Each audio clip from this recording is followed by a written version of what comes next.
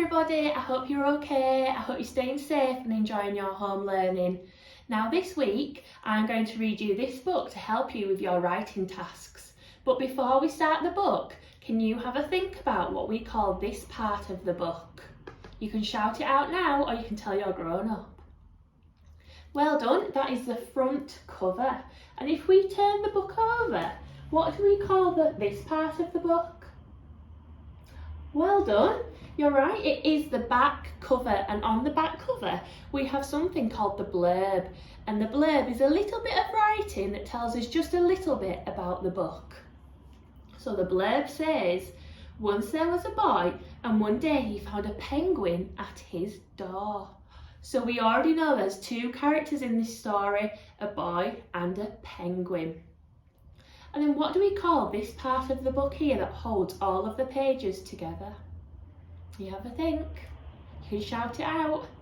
Well done, it is the spine. Now on the front cover we have the title, and the title of this book is Lost and Found.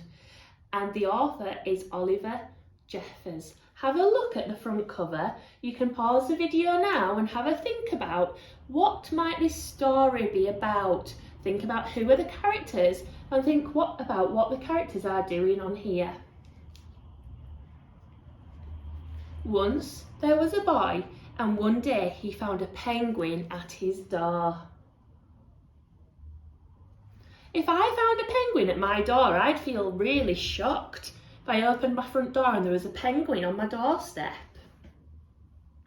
The boy didn't know where it had come from, but it began to follow him everywhere.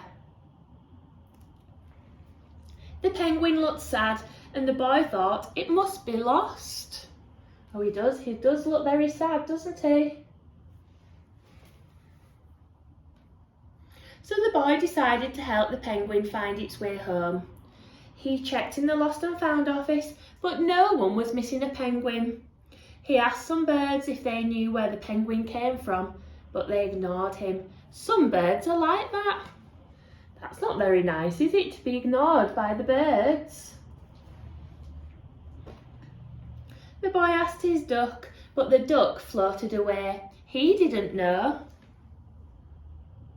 So the duck's not helping either.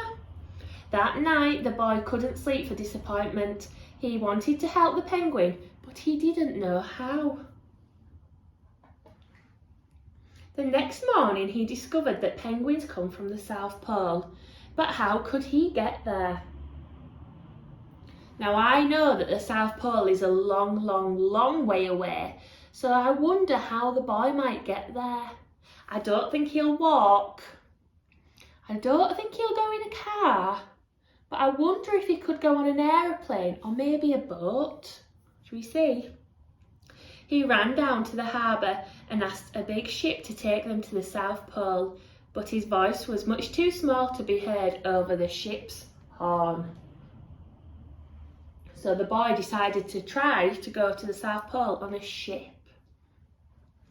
So together he and the penguin would row to the South Pole. The boy took his rowboat out of the cupboard and they tested it for size and strength. They packed everything they would need. I wonder what they did pack. I wonder what you might need if you were going to the South Pole.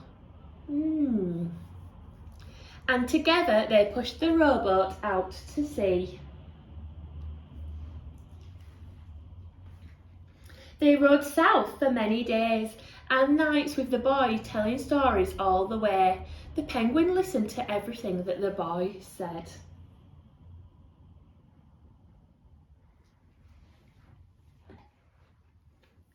They floated through good weather and bad when the waves were as big as mountains.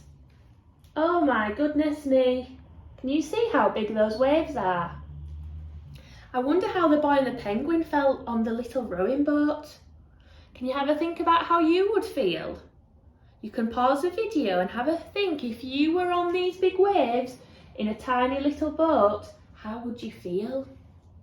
I know that I would feel scared and frightened. Until they came to the South Pole. The boy was delighted, but the penguin said nothing. Suddenly it looked sad again as the boy helped it out of the boat.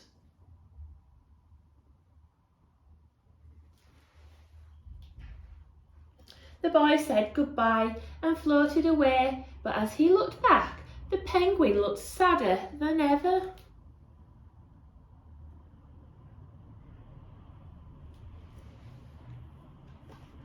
It felt strange to be on his own, and the more he thought, the more he realised he was making a big mistake. The penguin wasn't lost, he was just lonely.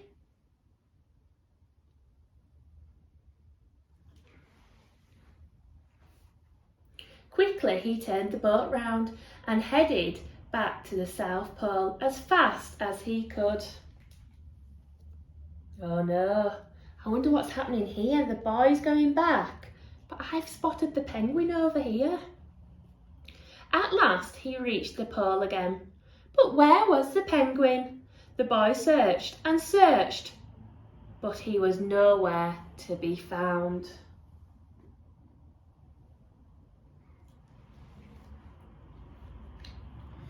Sadly, the boy set off for home. There was no point telling stories because there was no one to listen except the wind and the waves. But then the boy saw something in the water ahead of him. Closer and closer he got until he could see. Oh, have a think. You can shout it out. Have a think who the boy might be seeing. The penguin!